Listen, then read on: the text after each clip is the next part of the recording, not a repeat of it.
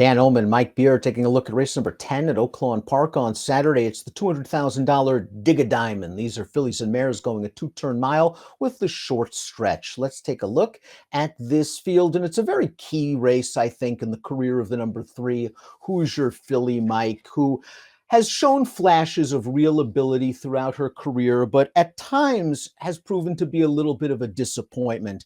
Now the blinkers are coming off after a subpar seasonal debut off the layoff, going 3/4 of a mile. She's getting class relief. The mile should be good for her, and she just fits with these horses. Yeah, it just feels like, if nothing else, they found the right kind of field here to get her going as a 4-year-old. You can look at the race last month. It's a little bit of a prep, I guess, Dan, just to sort of get her started sprinting.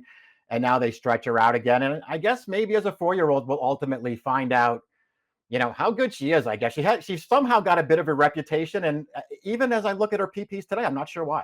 Well, I think it was because she was 3 for 3 at 2, including that graded stakes win. And her last 2 races were all by open lengths margins in stakes company at Churchill Downs, going 2 turns. But she just hasn't run back to those races more often than not. Let's throw up our Timeform US pace projector. The pace is expected to be fast. Crypto Mo, the number 8, has a lot of speed. And this horse might have needed her most recent start at Evangeline Downs, a race where she set the pace and just caught a very sharp winner. Yeah, she was off a long layoff there. She did bump into a pretty sharp horse there and had to settle for second, but maybe it's a good spot for her just to get started, first start for Brad Cox. And you can sort of look at those 3 races last summer when they finally stretched her out and understand why she was purchased. The 2 I'm the Boss of Me has shown speed in sprints, is now stretching out. The distance is a question, but she can push this pace, as can the 5 Absinthe from the Steve Asmussen barn. The 7 Stellar Lily has been on the lead in the pace call in her last 4 races. So this pace should be hot, and the 1 Wildwood Bye has the fastest Timeform US late pace rating, and Wildwood Bye is coming into this race off a good-looking win against first level allowance horses back on April the 12th. She's just kind of cruising into the stretch here, Mike. She's going to get it done by a neck. It was a good performance for a mare who is now really stepping up in class. Yeah, we'll see how she handles some better horses here. With the pace projector that we just looked at, I guess plays to her advantage, Dan, because she is going to be off the pace somewhere and then just trying to rally through the stretch. So we'll see if she can up her game a little bit, because I don't think she's meeting a bunch of killers here, but she's got to run better than that, the race that we just watched, if she's going to win this one. The 2 is I'm the Boss of Me. She's stakes place sprinting in her career, and their connections for the most of her career have just wanted to keep her sprinting, almost as if they're not sure she really wants to be a route horse. Here's her most recent start against starter allowance foes, going 3/4 of a mile. She faces a sharp favorite in here. She's in the thick of things turning into the stretch, but just couldn't go with the winner. But she has faced good company in her career, and she is going to show speed from the start. I have many questions about this added distance, though. Yeah, me too. I mean, she at least at this stage of the game, she's way better sprinting, and she's not quite a stakes horse, even at those shorter distances either, Dan. Now they're going to try to stretch her out. I mean, I don't know. I guess they'll show speed in this race and just see what happens, but I thought she was hard to like. Hoosier filly again, 3 for 3 as a 2-year-old. She got a lot of buzz after her juvenile season for trainer Tom Amos. She was the beaten favorite in the Rachel Alexandra, the beaten favorite in the Fairgrounds Oaks, and it looked like the bloom was off the rose. She came back and ran quite well in the Black-Eyed Susan, won a stake at Ellis Park, and then reverted into a pumpkin in a race like the Charlestown Oaks. If she runs her cotillion, though, Mike, where she was 4th, it was an okay effort. She really didn't do a lot of running, but if she runs that race, she's going to win this one. I guess. I don't know. I don't know if I agree with that at all. Listen, I didn't want to be too hard on her for the 2 grade 1s at the end of last year. Yeah. To me, they're just races she wasn't supposed to win. But you're talking about a filly, Dan, who as a 3-year-old basically did nothing. She won the joke of a Monomoy girl at Ellis Park, where they just for some reason, they just let her walk on the lead, and then she sprints home. Other than that, what did she do last year? She didn't do anything. And she's going to be a short price in this race, maybe deservedly so, but I would never bet her. Bow Draw is the number 4. This one coming off of a 6th place finish in a 2nd level allowance race. I think what this mare has going for her, Mike, is just that the race flow could be in her favor. If this pace is fast and it falls apart, maybe she could pull off a trip like she did 3 starts back. Personally, I think it's a little bit too tough for her. I do too. I mean, she's another horse who you feel like she has the right running style for this race, but then you start going through her overall form and you start to wonder, even if it sets up the right way for her, is she good enough to take advantage of it? I think that's a pretty tough case to make, Dan. She's got to improve by a lot.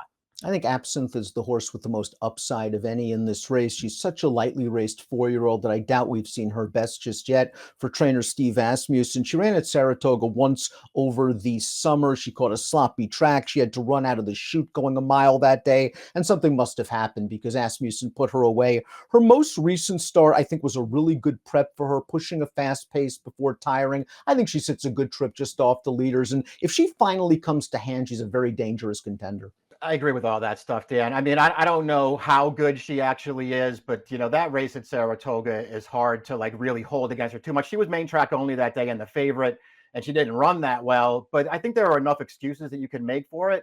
And I thought she ran fine off the layoff last time. I'm expecting a forward move. I wonder if it'll be good enough.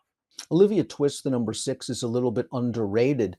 Like our morning line favorite, Hoosier Philly, this one won her first 3 starts, including a stakes race. This one at Remington Park. And then she was put in some tough spots. She did finish 3rd in the Fantasy going 2 turns. Then the 8 Bells was simply too tough. The San Clemente was on turf. And then this race last time out was a good starting point off of a lengthy layoff. They found a good first level allowance for her going 3/4 of a mile at Sunland Park. She was up on the lead. She wins very comfortably. I know the buyer came back light. There's more in the tank for her. Yeah, I agree. She's got faster races to get to, and you're just looking at this as a prep off of a long layoff, and I think it's a pretty good one, Dan. You would expect her to move forward in this race, and she's one of the horses in here too. I don't think you worry about her stretching back out for this race. It's probably going to work out for her.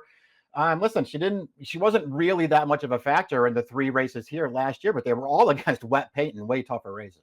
Stella Lilly, the number 7, was a gate-to-wire winner of a first-level allowance here 3 starts back at this distance. In 2 subsequent starts against tougher, however, she just hasn't been able to carry her speed. And now she's facing even tougher competition and more speed. So I just wonder how this race shapes up for her. Yeah, me too. It feels like a way tougher pace scenario for her. When you go back and look at that most recent start there where she was defeated by a horse who's also back in this race, they made her use her speed early in that race, and it really worked against her at the end. She was just no match for Blue Light Special, was also back in here. I couldn't see this horse getting the right trip in this race.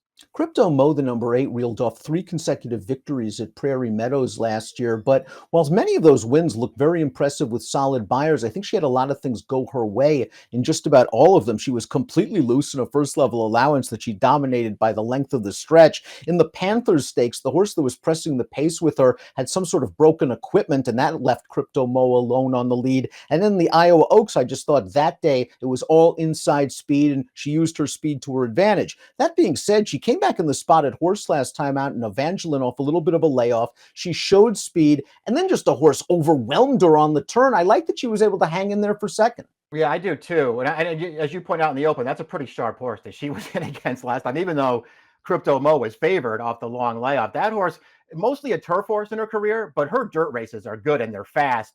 And Crypto Mo just couldn't stay with her, but I thought she ran fine in that race. You laid out the reasons maybe not to take a short price on her in this race, then, and we'll see how they wind up betting this thing, because maybe those 3 route races last year, maybe she's dressed up off of those performances.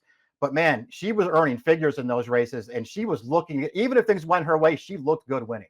Second time for trainer Brad Cox. Another one, though, that really likes to hear her feet rattle. I think if she wants it, she's fast enough to be the speed of the speed. Blue Light Special is a hard hitter. She's an Indiana bred who's made a lot of her money against fellow state breds, but look good off the layoff at Oaklawn against open second level allowance company in this race. And this was a race where she settled just off the early leader. She's cruising into the stretch on the outside, and she gets it done in very professional fashion the last 3/16 of a mile. She also earned a very competitive speed figure. She's a horse, Mike, that likes to be forward, but I don't think she necessarily needs the lead to win. It'll be her toughest test from a pace and class standpoint. Yeah, she showed last time that she can sit off of another horse. The key to this race that we're watching right now, Dan, and I really liked the performance, is that she drew the rail that day and she really used it to her advantage. You can go back and watch the full replay. She came out of there running. She made that horse who wanted to lead.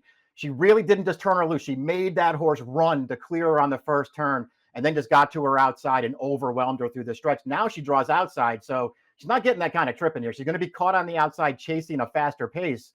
But I liked that performance, and I liked some of the races she ran last year too. Let's take a look at our top selections for the Dig a Diamond. Crypto Mo might be able to just simply take this field gate to wire, especially if you think her primary pace pursuer, the number 2, can't get this distance. There's a chance the Crypto Mo creates valuable separation entering the second turn and into that short stretch. Yeah, you mentioned that she might be the speed of the speed in this race. That's kind of how I looked at it. I think she's making the top in this race, and I think that makes her really dangerous. I kind of really like the 2 horses to the outside in this race, Dan, the 8 and the 9. I'm not sure I'm really interested in betting this race because I'm not going to get a price on Hoosier Filly, but I think if she runs her good race, she's just going to win this race. She's simply shown that a race like the Cotillion, where she was kind of on a hard chase on the second turn against the winner before flattening out, I think it's just better than what these horses can run. I do like the 9 a lot, but I think the scenario you posed really works against her. Breaking from the outside, she just has to she's forced to follow Crypto Mo going into the first turn, and the pace is going to be solid. 3971 for me, 8936 for Mike. It's the Dig a Diamond, the second of 2 stakes races at Oaklawn on Saturday. Good luck.